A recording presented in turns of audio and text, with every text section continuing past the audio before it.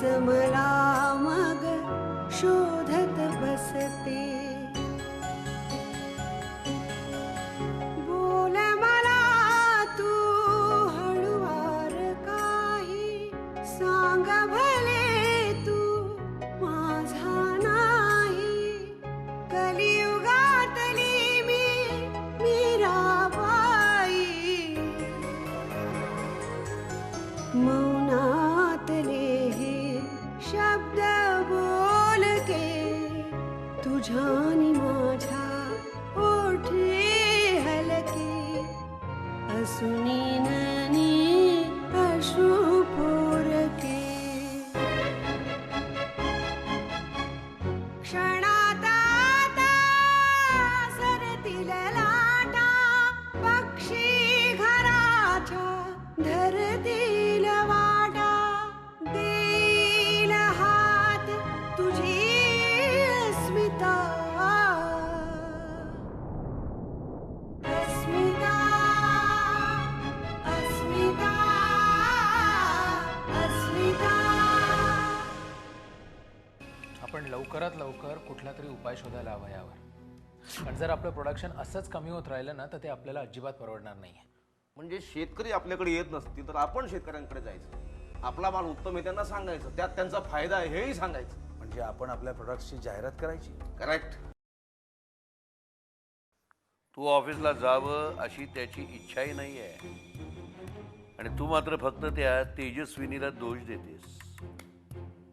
तुला माहिती आहे तुझ्या त्या सासऱ्याच्या इच्छेशिवाय कंपनीतलं एक पानही हलू शकत नाही. तुला माहिती आहे.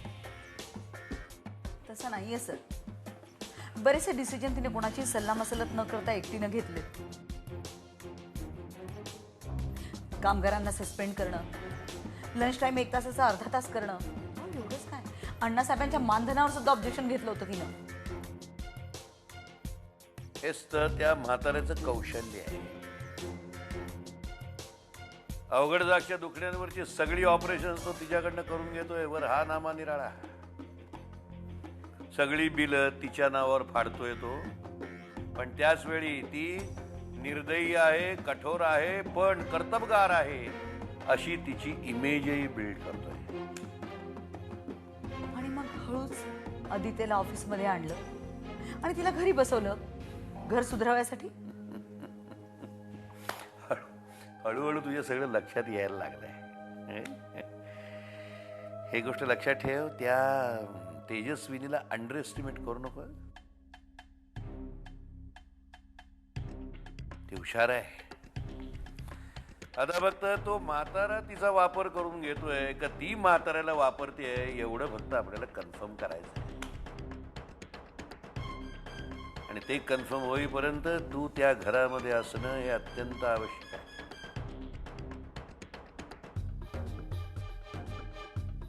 डोकं शांत ठेव. शक्य झालं तर त्या तेजस्विनीशी मैत्री कर. ठीक आहे, मैत्रीचं नाटक कर. ओके, आपल्या फायद्याचं आहे. चला, आमच्या मैत्रीची वेळ होत चाललेली आहे.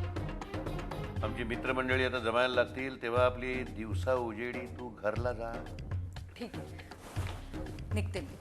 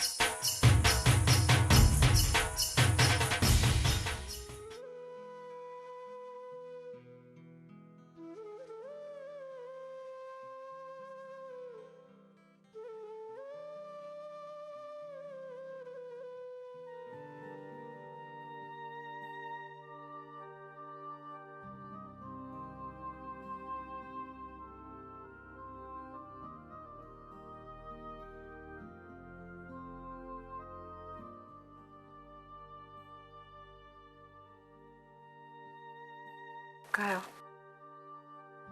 आरूला भेटायला गेला होता? भेटली? नाही, दरवाजा बंद होता. मग हाक मारायची. हिम्मत नाही झाली. असंबद्ध बडबड चालू होती काहीतरी. पण आज एकदम आरूची कशी काय आठवण झाली? एकदम अशी नाही. गेले 2-3 दिवस मनात विचार चालू होता. कंपनीची, घरातल्या इतरांची गाडी आता रुळावर येते. घरात हसरं खेळकर वातावरण आहे. कमतरता जाणवतीये ती फक्त अरुंधतीची.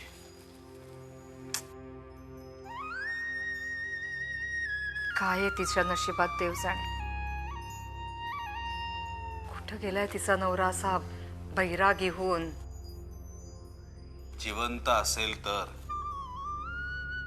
गांजा ओढत बसला असेल कुठेतरी, गांजे कशासारखा. असा रागराग काय करताय तुम्ही? मला तर ना तो असा शापग्रस्त साधू नाहीतर संन्यासी असावा ना तसा वाटतो. पण मग माझ्या पोरीच्या आयुष्यात कशाला आला? लग्नाच्या आधीच अंगाला राख पासून जायचं होतं हिमालयात. कोणी काही बोललं नसतं. माझ्या पोरीच्या आयुष्याचं वाटोळं केलं त्यांनी.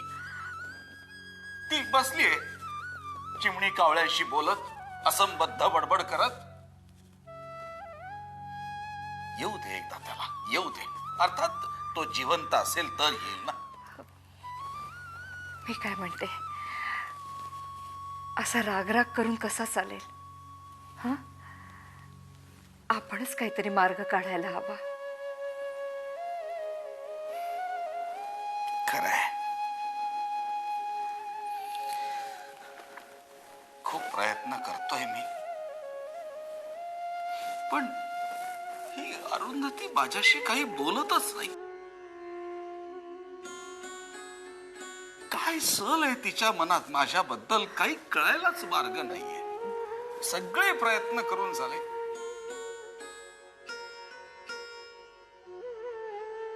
तूच बोल आता तिच्याशी, समजूत काढ तिची. जरा तिच्या कलाकलाने घेऊन तिच्या मनातलं काढून घे. आयुष्याबद्दल, संसाराबद्दल गोडी निर्माण कर तिच्या मनात.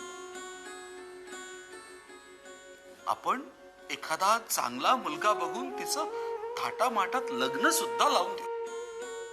हो, काहीतरीच काय बोलताय? म्हणजे पहिला नवरा जिवंत असताना? तो जिवंत असेल तर तो माझ्यासाठी कधीच मेलाय. तो तिला सोडून गेला ना त्याच दिवशी मेलाय. काय नाही केलं त्याच्यासाठी? देशभरातल्या पेपर्स मध्ये जाहिरात दिली, लापता म्हणून दूरदर्शनवर दाखवलं. आणखीन काय करायला हवं होतं? काही नाही. त्यालाच घराची, संसाराची, आपल्या बायकोची ओढही नाही, काळजी नाही, काही नाही. आणि ही बसली झुरत त्याच्यासाठी. आता कुणाचीही वाट बघायची नाही, कुणाचीही वाट बघायची नाही. एखादा चांगला मुलगा मिळाला की अरुंधतीचं अगदी थाटामाटात आपण लग्न लावून देऊ.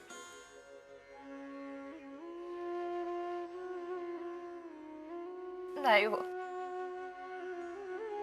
नाही. अरुंधती तयार होणार नाही.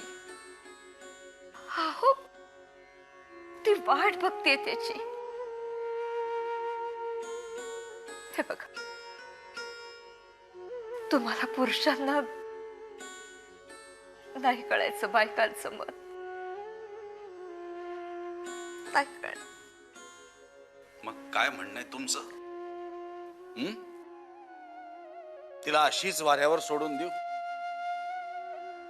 करू देत कविता, असंबद्ध बडबडू देत. जीव तुटतो ग माझा. तिची ही अवस्था बघून जीव तुटतो.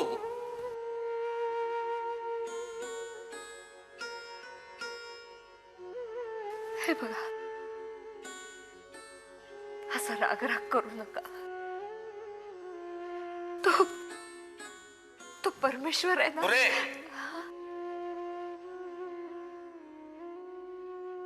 पुरे आता माझ्या मुलीच्या आयुष्याचं हे असं झालं ना, तेव्हा कुठे होता तुमचा परमेश्वर ते सांगा. बस बोलू नका एक शब्द, नाव काढू नका त्याच.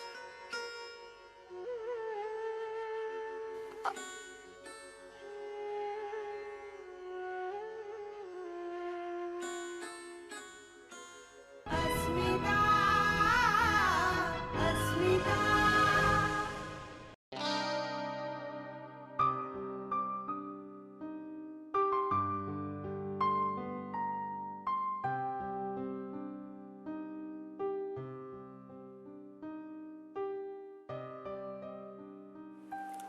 एवढी गप्प गप्प का? गिल्टी वाटतंय. गिल्टी कशाबद्दल? आपण घरच्यांना न सांगता असे दोघं चालू आहे बाहेर जेवायला. त्यांना काय वाटत असेल?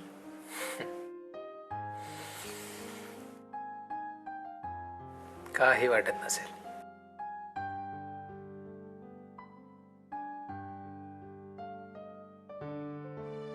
आपण जेवायला बाहेर आलोय हे त्यांना माहितीही नसेल. माहीत ना, पण म्हणजे तिला थोडं खटकेल, पण गेले असतील बाहेर जेवायला असं समजून ती लागेल कामाला परत.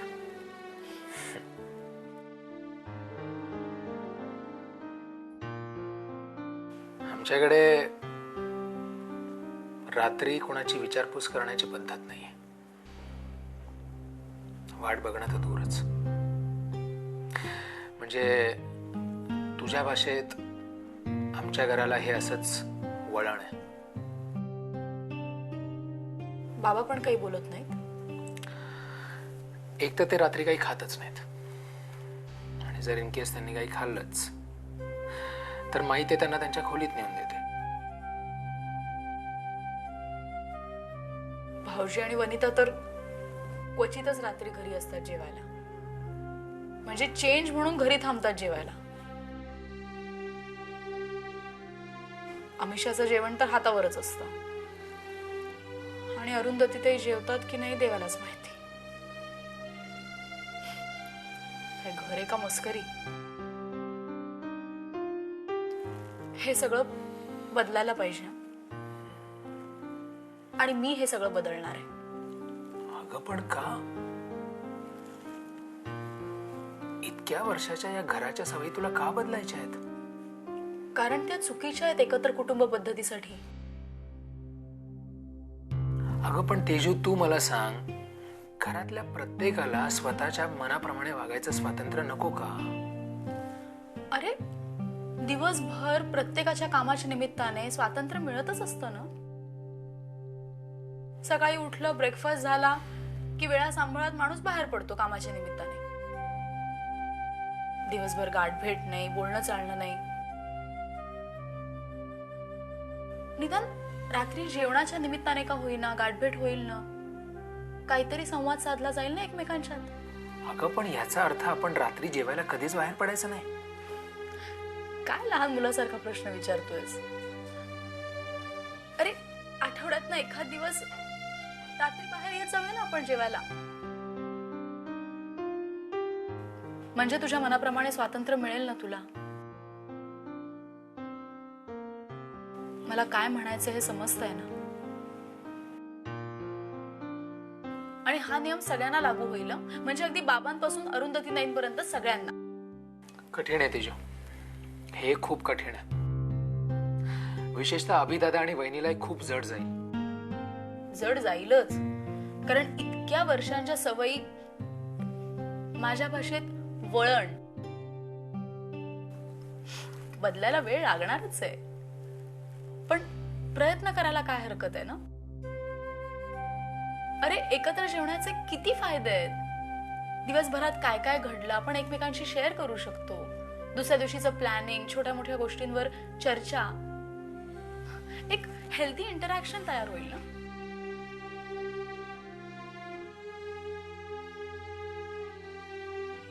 तुझ्या चेहऱ्यावरची नाराजी कळतेय मला. एक आठवडा तरी प्रयत्न करून बघूया. माझी खात्री आहे माईंना नक्की आवडेल. उद्या बाबांशी बोलते मी. हळूहळू सगळे तयार होतील. बिलीव्ह मी. ठीक आहे, तू म्हणतेस तर असंही करून बघू. थँक्स. घे.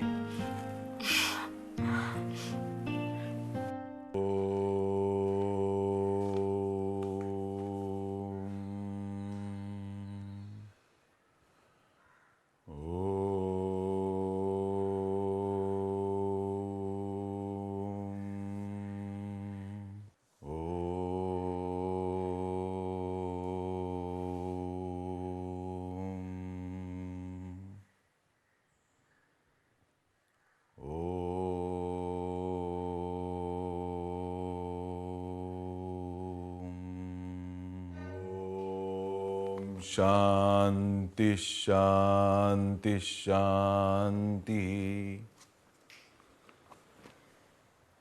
अभि, अरे हे काय चालवलंयस? ध्यानधारणा. तू कधीपासून ध्यान धारणा करायला लागलास? आणि कशासाठी? मनावरती ताबा मिळवण्यासाठी. मनावरती ताबा मिळवण्यासाठी मी ध्यानाला सुरुवात केली आहे आजपासूनच. वनिता, काल रात्री माझ्या हातून जो प्रकार घडला त्याबद्दल मला क्षमा कर. अभि, खरं तर चूक माझीच होती. माझाच तोल गेला. मी तुला वाटेल ते बोलले, तुझा अपमान केला. नाही वनिता, तुझी प्रतिक्रिया स्वाभाविकच होती. मीच मोहाला आवर नाही घालू शकलो आणि म्हणूनच मी ही ध्यानधारणा सुरू केली आहे. अभि, अरे प्लीज तू नॉर्मल माणसासारखा वाग ना. मला माझा आधीचा अभि हवाय. हॅलो, अरे मी काय म्हणते कळतंय ना तुला? अभि, अभि बोल. हे काय आहे? तूच बघ. मीच बघू? बरं.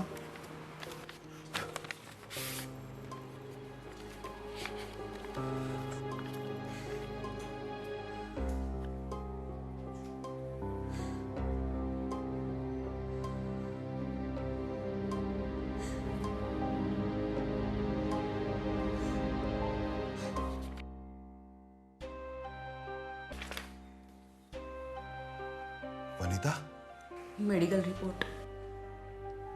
वनिता, हे कसं शक्य आहे? वनिता, आय कॅन्ट बिलीव्ह दिस. हे कसं शक्य आहे वनिता? दोष तुझ्यात नाहीये अभि, दोष माझ्यात आहे. नाही वनिता, हे मी कधीच आई होऊ शकणार नाही. प्लीज प्लीज वनिता, हे बघ, ऐक माझं. हे बघ, आपण उत्तम डॉक्टरला दाखवू. अगं, आपण कोणाला तरी विचारू काय करता येईल याच्यावर. नाही अभि, त्याचा काही एक उपयोग नाहीये. असं नको म्हणूस वनिता. मी उपवास. वनिता, प्लीज प्लीज असं बोलू नकोस वनिता. प्लीज, मी तुला परदेशी घेऊन जाईन. एक्सपर्टला दाखवू आपण. अगं, मेडिकल सायन्स खूप प्रगत झालाय सध्या. त्याच्यावर नक्की तोडगा निघेल Vanita. Please trust me. Trust me. Vanita वहिनी, तुला हमेशा हाक मारते. बघू. बघू नकोस.